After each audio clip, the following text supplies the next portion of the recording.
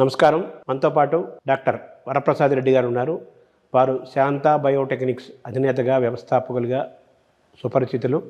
అంతకు మించి సంగీత సాహిత్యాలను ఉపాసిస్తారు. వారు మానసిక, శారీరక, సామాజిక, ఆధ్యాత్మిక ఆరోగ్యాలను పెంచుకోవడం కోసం నిరంతరం ఆ సాధనలో, ఆ ఉపాసనలో, ఆ ధ్యానంలో, ఆ యోగంలో ఉంటారు. జనాలకు దూరంగా ఒక ప్రకృతి మధ్యలో ఆయన జీవిస్తున్నారు. వారిని అడిగి ఆరోగ్య రహస్యాలు తెలుసుకునే ప్రయత్నం చేద్దాం. సార్ నమస్కారం. నమస్కారం అండి. సార్, ఇప్పుడు మామూలుగా ఈ షుగరు, బీపీ ఇవన్నీ రెండు ప్రధానంగా కరుణ కవచకుండాలాగా ఆ రెండు చాలామందికి చిన్న వయసులోనే వస్తున్నాయి. చాలామంది ఏమంటారు, ఈ మధ్య మనం వింటున్న మాటలు, షుగర్ని మనం రివర్స్ చేయొచ్చు, డయాబెటిక్ రివర్స్ చేయొచ్చు అంటున్నారు. మీ శరీరం పైన మీరు అనేక ప్రయోగాలు చేసుకున్నారు, నాకు కూడా తెలుసు. ఆహారపరంగా కానీ, మెడికేషన్ కానీ అనేక రకాలుగా.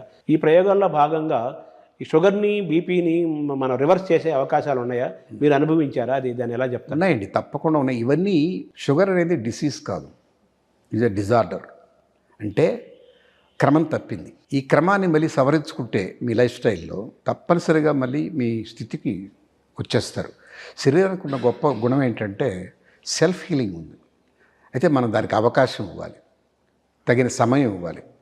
ఇలా జ్వరం రాగానే పారాసిటమాల్ ట్యాబ్లెట్ వేసేస్తాం. జ్వరం అనేది ఏమిటి? ఒక కాలింగ్ బెల్. లోపల ఇంకేదో ప్రాబ్లం ఉంది మీకు. ఆ ప్రాబ్లం తెలియపరిచే విధానం ఏమిటంటే శరీరం ఉష్ణోగ్రత పెంచి చూపిస్తుంది. జ్వరం అనేది సిమ్టమ్, రోగం కాదు. ఆ సిమ్టమ్ని కాలింగ్ బెల్ అలారం పెట్టుకుంటాం 5:30 నిద్రలేయడానికి, నొక్కేస్తాం నేను లేచేసానని. ఇక్కడ కూడా జ్వరం సిమ్టమ్ కాలింగ్ బెల్ లాగా వస్తే దాన్ని నోరు నొక్కేయడానికి పారాసిటమాల్ ఇస్తాం.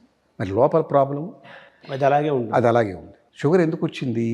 శరీరానికి తగినంత శ్రమ లేదు. కార్బోహైడ్రేట్స్ అవసరం మించి తీసుకుంటున్నారు. అవసరం మించిన కార్బోహైడ్రేట్స్ వాటిని ఖర్చు చేసేటటువంటి శ్రమ విధానం లేదు. శ్రమ ఎందుకు తగ్గింది? అన్నిటికీ మనకు మూమెంట్స్ తగ్గిపోవడానికి కారణం ఆటోమేషన్. కూర్చున్న కుర్చీలో ఫైల్ కావాలంటే లేచి ఆడికి వెళ్ళి తీసుకునేవాళ్ళు. దీనికి వీల్స్ పెట్టేసుకున్నాం. దీంట్లోనే కూర్చొని లేయం, పక్కకు జరుగుతాం, ఇటు జరుగుతాం, అటు జరుగుతాం. మీ అసిస్టెంట్తో మాట్లాడాలి, ఇంటర్ కనెక్ట్ ఫోను. ఒకప్పుడు ఆ డెస్క్ పిలిపించుకోవడమో లేకపోతే మీరు వెళ్ళడం జరిగేది. అది లేదు. సిగ్నిఫికెంట్గా శ్రమ తగ్గిపోయింది. దానికి తగ్గట్టుగా మీ ఆహారం తగ్గించలే. నాలిక రుచి కోసం తింటుంది, ఆహారం ఆరోగ్యం కోసం అన్న సంగతి మర్చిపోయాం. రెండోది, గ్రైండింగ్ మిషను ఇదనుకొని లోపల దోసేస్తాం. గ్రైండింగ్ ఇక్కడ పళ్ళు ఇక్కడ పెట్టాడు, లోపల పళ్ళు పెట్టాడు. నవలకుండా తినడం ఒక లోపం, తినవలసిన దానికన్నా ఎక్కువ తినడం రెండో లోపం, సమయానికి తినకపోవడం మూడో లోపం, తగినంత దానికి ముందుగా హెచ్చరిక చేయకుండా తినడం నాలుగో లోపం. రెండోది బీపీ కూడా డిజార్డరే, డిసీజ్ కాదు. దానికి ఎందుకు వస్తుంది అంటే ఆందోళన ఎక్కువ. మీకు తెలియనటువంటి స్ట్రెస్లో బతుకుతున్నారు. ఇప్పుడు ఉదయం లేచిన మనిషి అనేక రకాల విషయాలు తలదూరుస్తున్నాడు. వచ్చిన సోషల్ మీడియా చూసుకోవాలి, తనకి ఇష్టమైనటువంటి హీరో సినిమా ఏదో చూసుకోవాలి, దానికి వచ్చినటువంటి కామెంటరీ ఏటో చదువుకోవాలి. ఇవి కాకుండా రాజకీయ నాయకుడి మీద ఏమిటో తెలుసుకోవాలి. అనవసరమైన విషయాలు ఏంది? ఏ మనిషి తన కేవలం ఒక ఉద్యోగం మీద ఆధారపడటం లేదు. ఏ మనిషి ఒక వ్యాపారి మీద ఆధారపడటం లేదు. అనేక విషయాల్లో చేతులు పెడుతున్నాడు, అనేక దగ్గర ప్రయత్నాలు చేస్తున్నాడు, అనేక వాటిలో ఇన్వాల్వ్ అవుతున్నాడు. స్నేహాలు పెరిగినాయి. స్నేహాలంటే స్నేహం కాదు, అది పరిచయాలు పెరిగినాయి. వీటన్నిటికీ సమయం 24 అవర్సే. మీకు ఏకాగ్రతకి సమయం లేదు, ధ్యానానికి సమయం లేదు, దేవుడి ముందు కృతజ్ఞత చెప్పుకోవడానికి సమయం లేదు, నింపాదిగా కూర్చొని నవిలి తినడానికి సమయం లేదు. వీటన్నిటి కారణంగా స్ట్రెస్లో నీ శరీరం అనేక విషయాలకి కోపప్ అవుతుంది. మల్టీటాస్కింగ్, ఒక ఏకోన్ముఖంగా ఒక దాని మీద కాన్సన్ట్రేట్ చేసి ఒక పని చేసిన వాడు తీరు తెన్ను వేరు. సో వీటి మీద కంట్రోల్ కావాలంటే మళ్ళీ తిరిగి మీరు నడక ప్రారంభించాలి. నడక అన్నిటికన్నా బెస్ట్ ఎక్సర్సైజ్.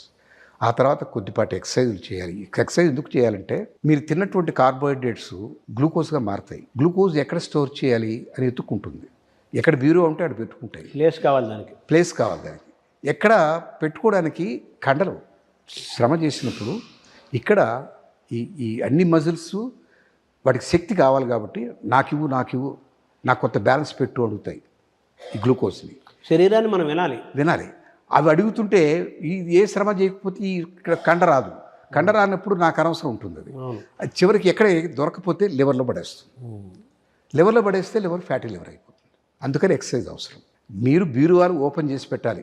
నడిచి పిక్కల ద్వారా, వెయిట్స్ ఎత్తి, బైసెప్స్ ద్వారా, అదే డంబెల్స్ చేసి వీటన్నిటి ద్వారా మీరు భుజాలకి, నడుముకి, కాళ్ళకి, తొడలకి శ్రమ కల్పిస్తే అవన్నీ స్టోర్ హౌస్ అవుతాయి.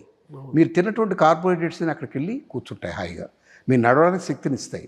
అవేమి షుగర్ పెంచవు. ఎక్కడ స్థలం లేనప్పుడు బ్లడ్లో కలిసిపోద్ది, లివర్లో కలిసిపోద్ది. అప్పుడే షుగర్ వస్తుంది. సహజంగా జరుగుతుంది. మీరు ఎక్సర్సైజ్ చేయాలి, నడవాలి. తర్వాత ఈ ఆందోళన తగ్గించుకోవడానికి ఒక ఆధ్యాత్మిక చింతన, ఒక మంచి పుస్తకం చదువుకోవడం, లేదా ధ్యానం చేసుకోవడం. ధ్యానం చేసుకుంటే ఆ ప్రశాంతత వచ్చేస్తుంది ఆటోమేటిక్గా. ఏ విషయం మనసులోకి రానివ్వకండి.